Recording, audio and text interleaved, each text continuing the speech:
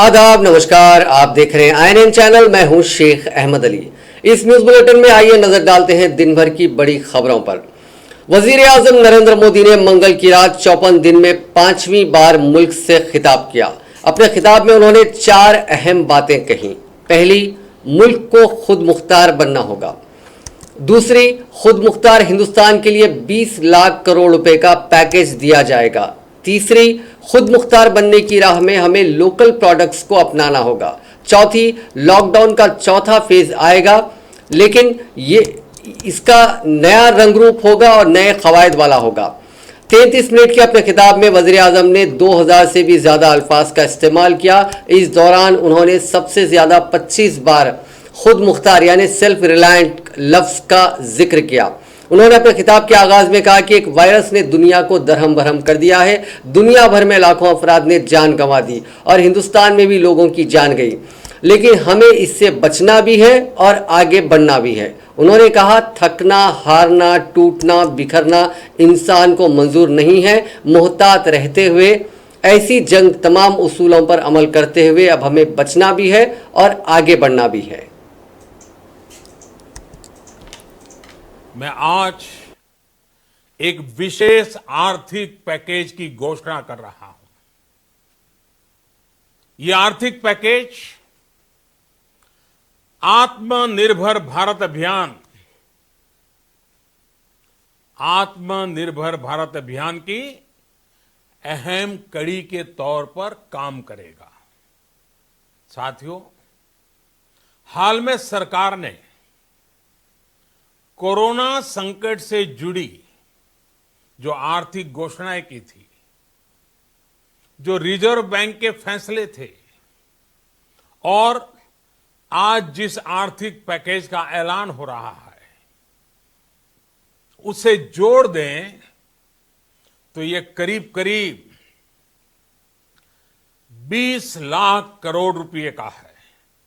20 लाख करोड़ रुपए का है। ये पैकेज भारत की जीडीपी का करीब करीब 10% है।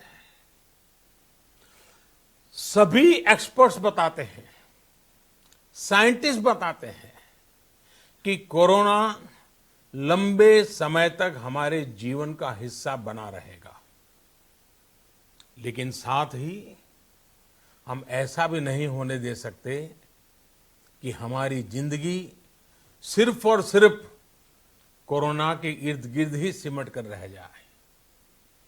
हम मास्क पहनेंगे, 2 गज दूरी का पालन करेंगे, लेकिन अपने लक्ष्यों को दूर नहीं होने देंगे।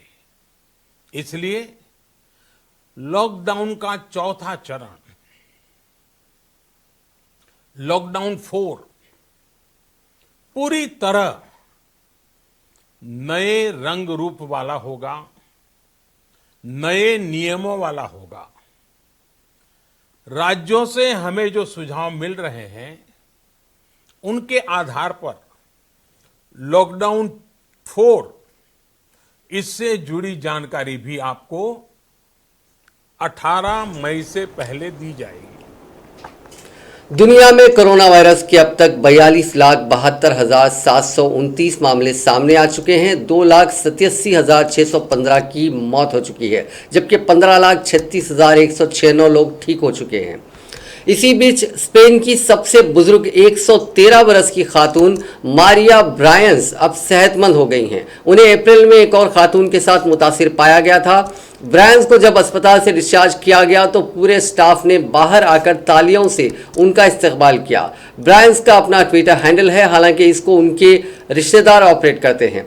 वो 20 साल से कैटिलोनिया के एक नर्सिंग होम में रह रही हैं। 1907 में वो अमेरिका के सैन फ्रांसिस्को में पैदा हुई थी और 8 साल की उम्र में वो स्पेन आ गई थी। तभी से वो यहीं हैं। मरकजी वजीर सेहत हर्षवर्धन ने कहा है कि हिंदुस्तान में कोरोना के मरीजों के ठीक होने की शरह हर दिन बेहतर हो रही है। आज ये 31.7% पर है। कोरोना से मरने वालों की शरह यानी रेट हमारे यहाँ दुनिया में सबसे कम 3.2% है। कई रियासतों में तो ये इससे भी कम है। दुनिया में ये रेट 7 से 7.5% है। मुल्क में आज कोरोना मुतासरीन की तादाद 70,756 हो गई है। 46,008 का इलाज चल रहा है। 22,454 ठीक हो चुके हैं, जबकि 2,293 मरीजों की मौत हुई है। तेलंगाना में कोरोना वायरस के केसेस में आज फिर इजाफा देखा गया। महकमे सेहत के मुताबिक आज 51 नए केसेस दर्ज हुए हैं। ये तमाम केसेस जीएचएमसी के हुदूद में दर्ज हुए हैं, जबकि अजला से कोई नया केस सामने नहीं आया। मुतासरीन में 14 माइग्रेंट वर्कर्स भी शामिल हैं। ताहाल 32 अफराद की मौत हुई है। तेलंगाना हाईकोर्ट की एक डिवीजन बेंच ने लॉकडाउन मुद्दत के दौरान पुलिस फोर्स की कारकर्दगी पर अदम इत्मीनान का इजहार करते हुए आज आम शहरियों के साथ सख्त रवैया अख्तियार करते हुए उन्हें ज़दोकोब करने पर पुलिस पर बरहमी जाहिर की। डिवीजन बेंच ने कहा कि फील्ड पर मुतय्यन मुलाजिमीन पुलिस को उनके आला ओहदेदार लॉकडाउन के दौरान रियायतों की फराहमी से मुतालिक रियासती हुकूमत और मरकज़ के जारी करदा ताज़ा बुलेटिन और फैसलों से वाकिफ नहीं करवा रहे हैं। हत्ता कि खुद हमारे अमले को ड्यूटी की अंजामदही से रोक दिया गया और पुलिस ने उन्हें चालानात किए। डिवीजन बेंच ने पूछा कि पुलिस ऐसा क्यों कर रही है। जस्टिस एमएस रामचंद्र राव और जस्टिस के लक्ष्मण पर मुश्तमिल डिवीजन बेंच शहर के एडवोकेट पीवीजी उमेश चंद्रा की जानिब से चीफ जस्टिस को रवाना करदा मकतूब को मफाद आमा की दरखास्त के तौर पर कबूल करते हुए वीडियो कॉन्फ्रेंसिंग के दौरान इन ख्यालात का इजहार किया। इस मकतूब के जरिए वनपति वाक़े के जिम्मेदार मुलाजिमीन पुलिस के खिलाफ कार्रवाई की इस्तदा की गई, जहां एक शख्स को लॉकडाउन के दौरान उसके बेटे के सामने ज़दोकोब किया गया। समाअत के दौरान डिवीजन बेंच ने कहा कि हालिया तब्दीलियों से वाकिफ ना होते हुए पुलिस आम शहरियों के साथ सख्ती से पेश आ रही है। रियासती और मरकजी हुकूमतों ने चंद दफातर को काम करने और चंद क्लिनिक्स खोलने की इजाज़त देते हुए लॉकडाउन के कवायद में जुज़वी तरमीमात की हैं। वज़ीर आज़म और चीफ मिनिस्टर ने भी बयानात दिए हैं, लेकिन ड्यूटी पर मुतय्यन मुलाजिमीन पुलिस इस किस्म की ताज़ा तब्दीलियों से नावाकिफ हैं। डिवीजन बेंच के एक सवाल के जवाब में रियासती एडवोकेट जनरल BS प्रसाद ने अदालत को यकीन दिलाया कि वो इस मसले पर डायरेक्टर जनरल ऑफ पुलिस से शख्सी तौर पर बात करेंगे और इस किस्म के वाक़यात का आदा नहीं होगा। उन्होंने कहा कि DGP भी वक्तन फ़ौक़तन पुलिस के लिए दरकार हिदायत जारी कर रहे हैं। बेंच ने इस मामले की मज़ीद समाअत 26 मई तक मुलतवी कर दी है। तेलंगाना हाईकोर्ट ने इस अमर पर ताज्जुब का इजहार करते हुए कि आया रियासत को मखसूस दवाखानों में ही कोविड-19 के टेस्ट करवाने के लिए कहने का इख्तियार है, आज मफाद आम्मा के तहत दाखिल करदा एक दरखास्त पर अपना हुक्म महफूज कर दिया, जिसके जरिए सिर्फ सरकारी दवाखानों में ही कोरोना वायरस के टेस्ट और इलाज से मुतालिक हुकूमत के फैसले को चैलेंज किया गया। जस्टिस MS रामचंद्रा और जस्टिस के लक्ष्मण पर मुश्तमिल डिवीजन बेंच ने नाचाराम के जय कुमार की दाखिल करदा इस दरखास्त पर समाअत के दौरान रियासत से कई सवालात किए। इस दरखास्त के जरिए अदालत से इस्तदा की गई कि वो अहल खानगी दवाखानों को भी कोरोना वायरस के टेस्ट की इजाज़त के लिए हुकूमत को हिदायत दे। दरखास्त गुजार के वकील प्रभाकर ने कहा कि हमें अपनी पसंद के दवाखाने और डॉक्टर से इलाज की आज़ादी मिलनी चाहिए, लेकिन हमें सरकारी दवाखाने जाने के लिए कहा जा रहा है। उन्होंने अदालत को बताया कि ICMR ने रियासत तेलंगाना में कोविड टेस्ट के लिए 12 खानगी लैब्स को इजाज़त दी है, लेकिन रियासती हुकूमत ने उन्हें ऐसा करने से बाज रखा है और वो रियासत की इजाज़त के बगैर टेस्ट नहीं कर सकते। डिवीजन बेंच ने भी इस एहसास का इजहार किया है कि उस्मानिया और गांधी हॉस्पिटल के मुकाबले में कॉर्पोरेट दवाखानों में सहूलतें बेहतर होती हैं और ऐसे अफराद को जो कॉर्पोरेट दवाखाना जाने के ख्वाहिशमंद होते हैं उन्हें उसकी इजाज़त दी जानी चाहिए, जिससे सरकारी दवाखानों पर बोझ भी कम होगा। रियासती एडवोकेट जनरल BS प्रसाद ने अदालत को बताया कि रियासती हुकूमत महफूज माहौल में मुफ्त कोरोना टेस्ट कर रही है। अगर हम खानगी दवाखानों को इन टेस्ट की इजाज़त देंगे तो ये इन दवाखानों के लिए ख़तरनाक होगा और ये लैब्स वायरस के फैलने के मराकज़ बन जाएंगे। उन्होंने कहा कि मौजूदा हालात के दरमियान रियासती हुकूमत और उसके महकमे सेहत की मिशनरी वायरस पर काबू पाने के लिए दरकार इक़दाम कर रही है। आने वाले दिनों में रियासती हुकूमत अगर महसूस करती है तो ऐसी सूरत में खानगी शोबे की मदद हासिल की जाएगी। उन्होंने मजीद बताया कि टेस्ट के किट्स महदूद हैं और हमने 2000 टेस्ट किट्स किए हैं और वायरस से मुस्बित मरीजों का सिकंदराबाद के गांधी हॉस्पिटल में इलाज किया जा रहा है। फिलवक्त खानगी दवाखानों को टेस्ट या इलाज की कोई इजाज़त नहीं है। बेंच ने इस दरखास्त पर अपना फैसला महफूज कर दिया है। चीफ मिनिस्टर के चंद्रशेखर राव ने किसानों को मशवरा दिया है कि वो हुकूमत की तजवीज़ करदा फसलों की ही काश्त करें। उन्होंने कहा कि किसानों को ज़्यादा से ज़्यादा फ़ायदा पहुंचाने के मकसद से हुकूमत ने आने वाले बरसात के सीज़न से फसलों की काश्त कंट्रोल में लाने का फैसला किया है, जिसके ज़रिए एक ही फसल बिलखुसूस धान की काश्त को बड़े पैमाने पर उगाने से रोका जाएगा। प्रगति भवन में चीफ मिनिस्टर ने आज एक आला सतही इजलास मुनक़िद करते हुए क्रॉप कॉलोनी और फसलों की तब्दीली पर मुख्तलिफ तजावीज़ व मशवरे दिए। चीफ मिनिस्टर ने कहा कि आने वाले बरसात से किसान इसी फसल को उगाएंगे जिसकी हुकूमत तजवीज़ करेगी। इस मसले पर मज़ीद तफसीलात तौर पर तबादला ख्याल करने के लिए 15 मई को महकमा ज़राअत के अहदेदारों के साथ चीफ मिनिस्टर खुद वीडियो कॉन्फ्रेंस मुनक़िद करेंगे। चीफ मिनिस्टर ने कहा कि पुराने ज़माने में ज़राअत ही वाहिद शोबा था जिस पर किसानों के अलावा कई अफराद मुनसर होते थे, लेकिन हालिया दिनों से कई शोबे आए हैं जिनमें सर्विस सेक्टर, IT शोबा व दीगर नए नए शोबे शामिल हैं। साबिक में 90-95% आबादी ज़राअत पर मुनसर रहती थी। दरमियान में मुल्क में कई मकामात पर शदीद क़हत साली का सामना था। बाद अज़ां बड़े पैमाने पर ग़िज़ाई अजनास की पैदावार शुरू हुई, लेकिन किसानों को उनकी पैदावार पर मुनासिब कीमत नहीं मिल रही है। उन्होंने कहा कि तेलंगाना के किसानों की पैदा करदा अजनास पर अक़ल तरीन कीमतें हासिल करने के लिए क्या इक़दामात करने चाहिए, इस पर गौर व खौज़ ज़रूरी है।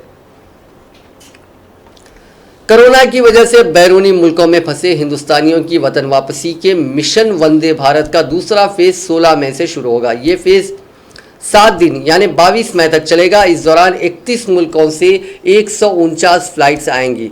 सबसे ज़्यादा 13 फ़्लाइट्स अमेरिका से आएंगी। वंदे भारत मिशन का पहला फेज़ 7 मई को शुरू हुआ था। दूसरे फेज़ में America, UAE, Canada, Saudi Arabia, Britain, Malaysia, Oman, Kazakhstan, Australia, Ukraine, Qatar, Indonesia, Russia, Philippines, France, Singapore, Ireland, Kyrgyzstan, Kuwait, Japan, Georgia, Germany, Tajikistan, Bahrain, Armenia, Thailand, Italy, Nepal, Belarus, Nigeria और बांग्लादेश में फंसे हिंदुस्तानियों को वापस लाया जाएगा।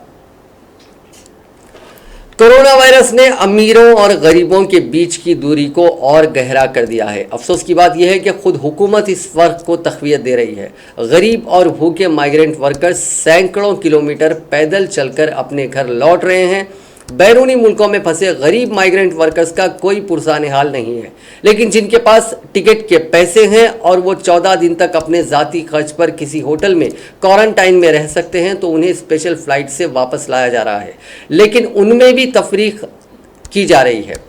ये poster Hyderabad airport का है, जहां फ़्लाइट लैंड होने के फौरी बाद लोगों को उनकी हैसियत के मुताबिक बांटा जा रहा है। 3 स्टार होटल में 14 दिन के क्वारंटाइन के लिए 15,000 रुपये और 5 स्टार में 30,000 रुपये। एक गौरतलब बात यह है कि इन्हीं रेट्स के बिल्कुल पीछे हमारे वज़ीर आज़म नरेंद्र मोदी की तस्वीर भी लगी हुई है, लेकिन 15,000 रुपये देने वाले भी शिकायत कर रहे हैं कि उन्हें भी कोई सहूलियत नहीं दी जा रही है। To deteriorate their conditions. Ironically, when we open the windows and the mosquitoes are there, and then the fear of malaria is also there, so that may lead to some other new problems. So these are the conditions in which we are suffering. We are in compulsory quarantine provided by them. We didn't have any other option. And they told and they charged 15,000 because most of the people opted the first option only, whereas it was earlier 5,000 option was also there, which was, I don't know, deleted afterwards. And out of 3 options we were left with two options only, which is this one, and the other option was for the 5-star, which of course nobody opted for that one.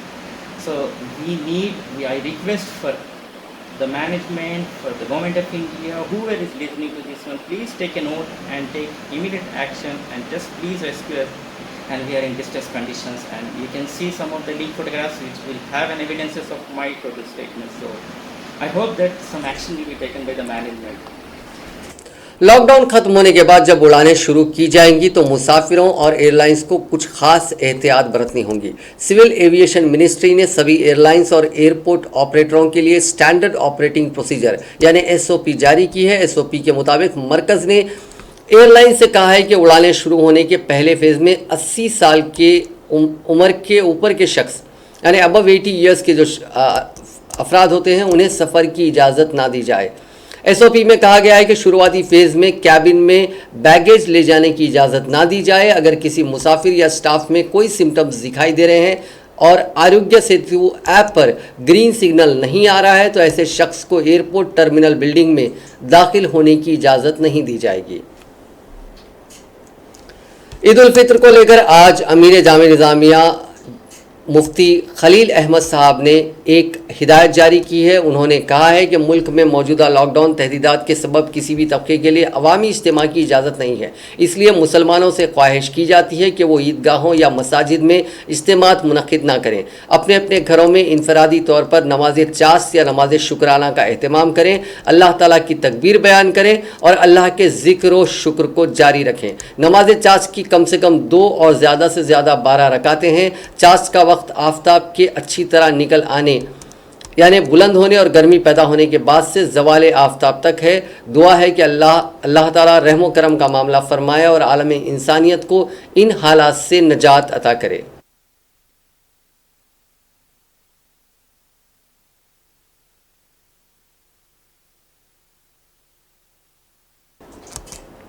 Telangana के वज़ीर information technology K.T.. Rama Rao ने अपनी सेहत की तफसीलात micro blogging की अहम website Twitter के ज़रिए शेयर की। उन्होंने इस खुसूस में किए गए अंग्रेज़ी ज़बान में ट्वीट किया कि उनकी सेहत बेहतर है। गुज़िश्ता रोज़ सिलसिले के दौरे के दौरान वो एलर्जी की वजह से सर्दी का शिकार हो गए थे, जिससे वो कई बरसों से जद्दोजहद कर रहे हैं। उन्होंने मज़ीद कहा कि वो अपने दौरे को अचानक मनसूख नहीं करना चाहते थे क्योंकि इससे कई अफराद को मुश्किल हो सकती थी। उन्होंने मज़ीद कहा कि नादानिस्ता अगर उनसे किसी को तकलीफ़ हुई है तो वो उसके लिए माजरत ख्वाह हैं। केटीआर जो तेलंगाना के वज़ीर आला चंद्रशेखर राव के फर्जंद और रियासत की हुक्मरान टीआरएस के कारगुजार सदर भी हैं, उन्होंने उनकी सेहत के बारे में एक शख्स की जानिब से पूछे जाने पर समाजी राब्ते के इस अहम ज़रिए ट्विटर पर जवाब दिया जिस पर वो हमेशा सरगर्म रहते हैं। इस शख्स ने उनकी सेहत के बारे में पूछा था कि वज़ीर मौसूफ की फ्लू की अलामत से मुतासिर होने पर वो काफ़ी मुस्तरिब हैं। इस शख्स जिसकी शिनाख्त जी सुब्रमण्यम शास्त्री के तौर पर हुई है, उसने अपने ट्वीट में निशानदही की कि केटीआर कोरोना वायरस से लड़ने में पेश पेश रहते हैं, वो अपनी सेहत का ख्याल नहीं रखते। उन्होंने कहा था कि अपनी सेहत का ख्याल रखें क्योंकि वो एक उम्मीद है।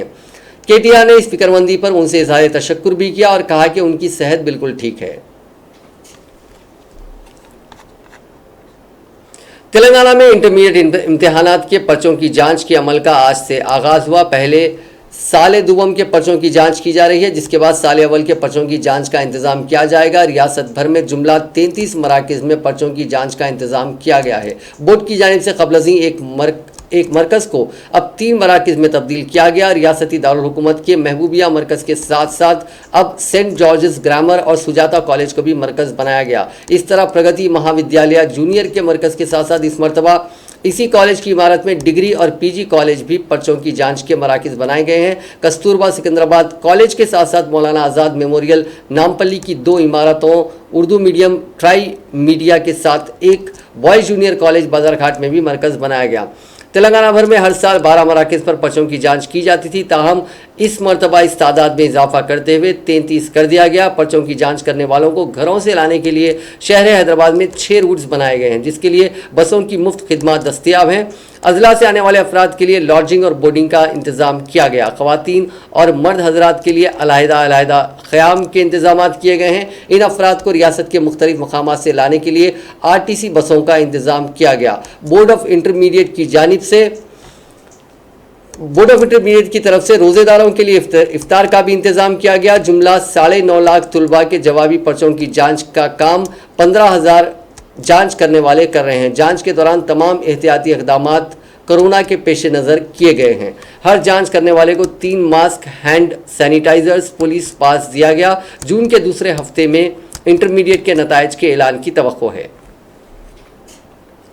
अजीम तर बल्दिया हैदराबाद के मेयर राम मोहन ने नागार्जुना सर्कल जंक्शन के कामों का जायजा लिया। साबिक़ वज़ीर आला एम चिन्ना रेड्डी के मुजस्समे को सर्कल के दरमियान लेने के लिए एम शशिधर रेड्डी राजी हो गए। मेयर राम मोहन रेड्डी ने शशिधर रेड्डी के हमरा नागार्जुना सर्कल को तरक्की देने के कामों के दरमियान चिन्ना रेड्डी के मुजस्समे को हटाने के सिलसिले में शशिधर रेड्डी को वाकिफ करवाया, जिस पर वो मुजस्समा हटाने के लिए राजी हो गए। इस मौके पर खैरताबाद के जोनल कमिश्नर भी मौजूद थे। तेलंगाना पीसीसी के सदर व रुकन पार्लियामेंट नलगुंडा उत्तम कुमार रेड्डी ने पड़ोसी रियासत आंध्र प्रदेश की जानिब से पोतीरेड्डी पाडू प्रोजेक्ट की गुंजाइश में इजाफे पर अपनी गहरी तशवीश का इजहार करते हुए चीफ मिनिस्टर चंद्रशेखर राव से इस मसले पर इख्तियार की जाने वाली खामोशी की वजाहत करने का मुतालबा किया। गांधी भवन में पार्टी लीडर्स के साथ मुनक़िदा वीडियो कॉन्फ्रेंस में उत्तम कुमार रेड्डी ने रियासत की ताज़ा सियासी सूरत हाल के अलावा कोरोना वायरस से निपटने, हुकूमत के इक़दामात और लॉकडाउन में कांग्रेस की इमदादी कामों व दीगर उमूर पर तफसीली तबादला ख्याल किया। पीसीसी सदर ने कहा कि आंध्र प्रदेश हुकूमत ने दरियाए कृष्णा से जायद मिकदार में पानी हासिल करने के लिए पोतीरेड्डी पाडू प्रोजेक्ट की गुंजाइश में इजाफा करने का फैसला करते हुए टेंडर तलब किया है और रकम भी जारी करते हुए सरकारी अहकाम जारी किए हैं। उन्होंने कहा कि मुत्तहदा रियासत में ही इस प्रोजेक्ट की कांग्रेस के कई कायदीन ने मुखालिफत की थी, क्योंकि इससे तेलंगाना के 3 अजला महबूबनगर, नलगुंडा और खम्मम को नुकसान होगा और हैदराबाद में पीने के पानी की किल्लत पैदा होगी। पोतीरेड्डी पाडू प्रोजेक्ट की इब्तिदा में गुंजाइश 11,000 क्यूसिक पानी की थी, जो बढ़ाकर 44,000 कर दी गई है और अब जगनमोहन रेड्डी हुकूमत ने इसकी गुंजाइश 85,000 क्यूसिक पानी करते हुए जियो जारी किया। लेकिन तेलंगाना हुकूमत बिलखुसूस चीफ मिनिस्टर केसीआर गुज़िश्ता रोज़ तक खामोश थे। उन्होंने कहा कि इस प्रोजेक्ट को ना रोकने पर तेलंगाना को नाकाबिल यकीन नुकसान हो सकता है। ये जानते हुए भी केसीआर की खामोशी मायना खैज है। उन्होंने चीफ मिनिस्टर से मुतालबा किया कि वो इसकी वजाहत करें। उत्तम कुमार रेड्डी ने कहा कि तेलंगाना के चीफ मिनिस्टर ने कालेश्वरम प्रोजेक्ट से रोजाना 2 टीएमसी पानी लेने के लिए 1 लाख करोड़ रुपए खर्च कर रहे हैं, जबकि एपी में जगनमोहन रेड्डी कृष्णा से 4 टीएमसी पानी लेने पोतीरेड्डी पाडू प्रोजेक्ट तामीर कर रहे हैं। उन्होंने कहा कि कालेश्वरम प्रोजेक्ट सिर्फ कमीशन हासिल करने के लिए तामीर किया गया है। लॉकडाउन के दौरान हुकूमत ने 1 टीएमसी पानी लिफ्ट करने के लिए 21,000 करोड़ रुपए का टेंडर तलब किया और लॉकडाउन के दौरान ही इस टेंडर को खतियत दी गई। ग्लोबल टेंडर तलब करने के बजाय एक कमीशन हासिल करने का तखमीना बढ़ाकर अपने करीबी रिश्तेदार को टेंडर दिया गया, जिसमें बड़े पैमाने पर धांधली और बेकायदगी हुई। ఇప్పుడు 3:15 కి మొదలు పెట్టుకుంటున్నాం. At 5:15 we have to definitely close it because we have taken so much of time for this Zoom app video conference. అందరికీ ఇదే రోజు మాట్లాడే అవకాశం రాకపోవచ్చు. ప్రతి alternate day we will have a video conference. ప్రతి దినం తప్పి దినం వీడియో కాన్ఫరెన్స్ చేద్దాము with different categories of leaders. So అందరికీ మాట్లాడే అవకాశం ఇచ్చే విధంగా, అందరికీ ఒకే రోజు అన్ని విషయాల మీద మాట్లాడే అవకాశం రాకపోవచ్చు, దయచేసి దృష్టిలో పెట్టుకోవాలి. అదేవిధంగా దయచేసి 2-3 మినిట్స్ కంటే పాయింట్ వైజ్ మీరు మాట్లాడితే బెటర్, దెన్ ఎక్కువ మందికి మాట్లాడే అవకాశం వస్తుంది. I request everybody to restrict to 2 to 3 minutes for whatever they want to say, because then we can give more people an opportunity to speak. Firstly, I'd like to welcome our AICC in charge, Dr. Ramchandra Kuntia ji. I'd also like to welcome AA Secretary Bosraju Garu. Congress के रुकन assembly Shridhar बाबू ने कहा है कि MSMEs यानी medium and small scale industries को दोबारा सरगर्म करने के पैकेज के बारे में क्यों खामोशी अख्तियार की जा रही है। मीडिया से बात करते हुए उन्होंने कहा कि मुल्क की शरह पैदावार का 35% हिस्सा एमएसएमईज के जरिए हासिल होता है। उन्होंने छोटे सनतों के लिए 1 लाख करोड़ के क्रेडिट गारंटी का ऐलान करने का मुतालबा किया। हम जो डिमांड कर रहे हैं ये प्रोफेशनल कांग्रेस की तरफ से और हमारे अध्यक्ष जी ने, सोनिया जी ने 2 बार केंद्र सरकार को इतला करे। ये इंडस्ट्री सबको अपन बचाना है। ये इंडस्ट्रीज में तकरीबन 12 करोड़ लोग एम्प्लॉयमेंट है। ये इंडस्ट्री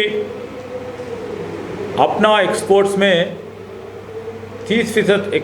50% एक्सपोर्ट्स में जो एक्सपोर्ट हो रहा है ये कमोडिटीज़, उसमें 50% एक्सपोर्ट्स ये एमएसएमई जो प्रोड्यूस करती है वही एक्सपोर्ट हो रहा है। और हमारा पूरा जीडीपी में तकरीबन 30% GDP का कंट्रीब्यूशन है। टोली चौकी और गोलकुंडा के अतराफ में रहने वाले तकरीबन 20,000 महाजिर मजदूरों में से 2,800 से ज्यादा मजदूरों को तकरीबन 28 लग्जरी बसेस के जरिए निज़ाम कैब्स में झारखंड, बिहार और उत्तर प्रदेश को रवाना करते हुए अपनी इंसानियत दोस्ती की मिसाल कायम की गई। निज़ाम कैब्स के मालिक सैयद निज़ामुद्दीन ने कल रात बसों की रवानगी के दौरान टोली चौकी पर INN से बात करते हुए कहा कि उन्होंने इंसानी बुनियाद पर उन महाजिर मजदूरों को रवाना करने के लिए अपनी गाड़ियों की पेशकश की। ये बसें तकरीबन 2000 किलोमीटर का सफ़र तय करते हुए उन मजदूरों को उनके मकामात पर पहुंचाएंगी और खाली बसें वापस हैदराबाद आएंगी। उन्होंने कहा कि सिर्फ डीजल का खर्चा लेते हुए उन्होंने इनको रवाना किया, जबकि दौरान सफ़र उन मुसाफिरीन के खाने का इंतज़ाम समीर वलीउल्लाह सदर नशीन Hyderabad city Congress minority department की जानिब से किया जा रहा है। चूँकि इन मुसाफिरीन को अपनी मंजिल तक पहुँचने के लिए तकरीबन 60 घंटे का वक्त दरकार है, इस दौरान उन्हें रास्ते में खाना पकाने के लिए सामान फराहम किया गया। सैयद निज़ामुद्दीन ने हुकूमत से मुतालबा किया कि वो फिलफौर इन मुहाजिरीन की रवानगी को यकीनी बनाने के इक़दाम करें। निज़ाम कैब्स अपने महदूद वसाइल के बाद महदूद हद में ही इंतज़ाम कर सकता है, जबकि हुकूमत लामहदूद तरीके से बेहतरीन इंतज़ाम कर सकती है। सैयद निज़ामुद्दीन ने बंजारा हिल्स और गोलकुंडा पुलिस स्टेशन हुदूद के इंस्पेक्टर्स के ताउन के लिए इजहार तशक्कुर किया और उन्हें इंसानियत दोस्त करार दिया। जिस दिन से लॉकडाउन हुआ, जितने माइग्रेंट लेबर्स हैं वो लोग काफ़ी परेशान हैं, ये सब जानते हैं। लेकिन ख़ास करके जो टोली चौकी के एरिया के अंदर है, जिसमें गोलकुंडा पुलिस स्टेशन लिमिट्स है और Banjara hills police station limits है, इस दोनों पुलिस स्टेशन लिमिट्स में तकरीबन 20,000 से ज़्यादा माइग्रेंट लेबर्स यहाँ पे रहते हैं। वो लोग जब सडनली लॉकडाउन हुआ तो वो लोग के पास कुछ ज़्यादा सेविंग्स थी नहीं, तो वो लोग कुछ 8-10 दिन तक के लिए जो है वो खाने का मुश्किलों से जो भी पैसे थे उनके पास उसका इंतज़ाम कर लिया और वो वहाँ से उसके बाद से पैनिक होना शुरू हो गए, परेशान थे। जिस दिन से लॉकडाउन शुरू हुआ उस दिन से मैं और मेरे दोस्त समीर वलीउल्लाह जो हैदराबाद सिटी कांग्रेस कमेटी के चेयरमैन हैं, हम लोग जो है हर दिन जो है ना उनके लिए सुबह से शाम तक खाना पका के पैकेट्स बनाकर उनके घर के पर, समझो एक बाड़े के अंदर 50 माइग्रेंट लेबर है तो उनको 50 पैकेट्स दे रहे। इस तरह से हम लोग जो है ना रमज़ान का दिन शुरू हुए तक हम लोग जो है पूरा कम्प्लीटली एक टाइम का खाना खिलाए। उसके बाद जो है गवर्नमेंट की तरफ से अनाउंसमेंट हुआ कि अब ट्रेन्स चालू होंगे, जो है जितने माइग्रेंट लेबर्स है वो लोग जा सकते हैं अपने देश को। तो इमीडिएटली श्रीमती सोनिया गांधी जी ने अनाउंस किया कि जितने माइग्रेंट लेबर्स है उनको जाने के लिए जो किराया हो रहा वो कंप्लीट किराया कांग्रेस पार्टी स्पॉन्सर करेंगे। इमीडिएटली उसके फौरी बाद मुल्क में कोरोना वायरस को फैलने से रोकने की गर्ज से लॉकडाउन नाफिज कर दिया गया। इन हालात में जहां काम से दूर हो जाने वालों का एक अलग मसला है, तो वहीं घर से काम करने वाले भी अलग ही तरह के मसाइल का शिकार हैं। मुलाजमत से महरूम होने वाले अफराद को अपनी तनख्वाहों की फ़िक्र है, उनकी जमा पूंजी ख़त्म हो रही है और वो मुस्तकबिल के ताल्लुक से फ़िक्रमंद है। वहीं घर से काम करने वालों के लिए भी आसानियाँ नहीं हैं। खुशकिस्मती की बात यह है कि उनके पास काम है, लेकिन उनकी परेशानियाँ दूसरी तरह की हैं। लॉकडाउन के पहले मरहले के बाद से ही कई कंपनियों की जानिब से मुलाजमीन को वर्क फ्राम होम की सहूलत फराहम की गई। वर्क फ्रॉम होम यानी घर से काम करने का तजुर्बा शायद शुरू में कुछ लोगों के लिए राहत का सामान जरूर साबित हुआ होगा, लेकिन जून लॉकडाउन ने तवालत इख्तियार कर ली, ये राहत उनके लिए अब मुसीबत में तब्दील हो गई। शुरू में लोगों ने समझा कि घर में रहते हुए वो घर वालों के साथ वक्त गुजार सकेंगे और सुकून से काम कर सकेंगे, लेकिन घरेलू कामकाज और दफ्तर के काम के बोझ ने उनका सुकून छीन लिया। अब घर से काम करने वाले मुलाजिमीन कई तरह के तनाव का शिकार हैं। एक तो जहां उन पर काम का दबाव है, वहीं घरेलू जिम्मेदारियों से भी वो फरार हासिल नहीं कर सकते। माहिरीन का कहना है कि घर से काम करने वालों को दफ्तर के मुकाबले ज़्यादा काम करना पड़ रहा है। दफ्तर के औकात मुकर्रर हुआ करते हैं, लेकिन घर से काम करने की वजह से काम के औकात तब्दील हो गए हैं। अब मुलाजिमीन को सिर्फ मुकर्रर करदा घंटों के ज़्यादा वक्त काम करना पड़ रहा है। ऐसे में उनको जहनी तनाव का सामना है और उनकी सेहत पर भी इसका असर देखा जा रहा है। घंटों कंप्यूटर के सामने बैठे रहने से पीठ की दर्द की भी बाज़ अफराद शिकायत कर रहे हैं। इस मामले में ख़वातीन को दुगनी परेशानी है, क्योंकि मुलाजिमत पेशा जोड़े अपने बच्चों को बेबी केयर सेंटर में छोड़कर काम पर जाया करते थे, लेकिन अब वो ऐसा नहीं कर सकते। इन हालात में फितरी बात है कि छोटे बच्चे अपनी माँ की गोद में रहना पसंद करते हैं। ऐसे में उन्हें बच्चों को वक्त देने के साथ साथ पकवान करने और दफ्तर का काम करने की जिम्मेदारी पड़ गई है। उनके आराम में खलल पड़ रहा है, जिसकी वजह से वो काफ़ी परेशानियों का सामना कर रही हैं। घर में रहने और काम करने की वजह से खाने और सोने की औकात में भी तब्दीली आ गई है। कई अफराद जो पाबंदी से सुबह चहलकदमी किया करते थे, उनको रात देर गए तक जागने की आदत पड़ गई है और सुबह ताख़ीर से उठना उनके मामूल में शामिल हो गया है। बाज़ अफराद अपनी सेहत को लेकर फिक्रमंद हैं क्योंकि उनके वज़न में इजाफा हो रहा है। ख़ास तौर पर ख़वातीन को इस फिक्र ने मज़ीद फिक्रमंद कर दिया है। जहां एक तरफ उन्हें काम का बोझ है, वहीं दफातर से मुलाजिमीन की तखफीफ और बाज़ दफातर की जानिब से तनख्वाहों में कटौती जैसी इत्तलात भी उनको फिक्रमंद करने का सबब बन रही हैं। बाज़ मुलाजिमीन के सर पर काम का बोझ होने के साथ साथ उन्हें मुलाजिमत से महरूमी का खौफ भी खाया जा रहा है, जिसकी वजह से वो डिप्रेशन का शिकार हैं।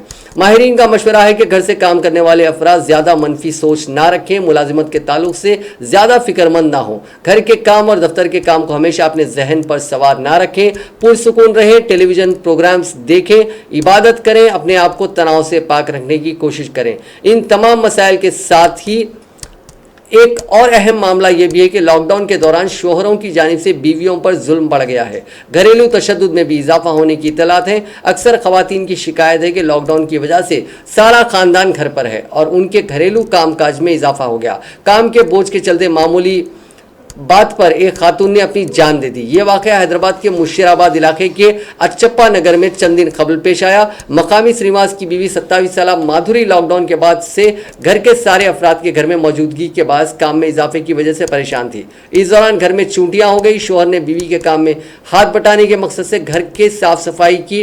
इस काम में श्रीनिवास की बहन ने मदद की, जिस पर बीवी को बुरा लगा। उसका कहना था कि जब घर का सारा काम वो करती है तो कोई उसकी मदद के लिए आगे नहीं आता और जब श्रीनिवास काम कर रहा है तो उसकी बहन उसकी मदद कर रही है। नंदन भवज की ये लड़ाई इतनी शिद्दत अख्तियार कर गई कि उसमें शोहर भी मुदाखलत उसको शोहर को भी मुदाखलत करनी पड़ी, जिसके बाद बरहम माधुरी ने फांसी ले ली। खबर यूएन पॉपुलेशन फंड और उसके पार्टनर एवेन्यू हेल्थ, अमेरिकी यूनिवर्सिटी जॉन हॉपकिंस और ऑस्ट्रेलियन यूनिवर्सिटी विक्टोरिया ने पेश कयासी की थी कि 3 महीने के लॉकडाउन में अक़वाम मुत्तहिदा के 193 मेंबर ममालिक में घरेलू तशद्दुद में 20% इजाफा हुआ है। माहिरीन तवक्को को खदशा है कि लॉकडाउन में तोसी की सूरत में हर 3 माह में घरेलू तशद्दुद के 15 मिलियन केसेस सामने आ सकते हैं। नाज़रीन, इस न्यूज़ बुलेटिन में बस इतना ही। देखते रहिए INN चैनल।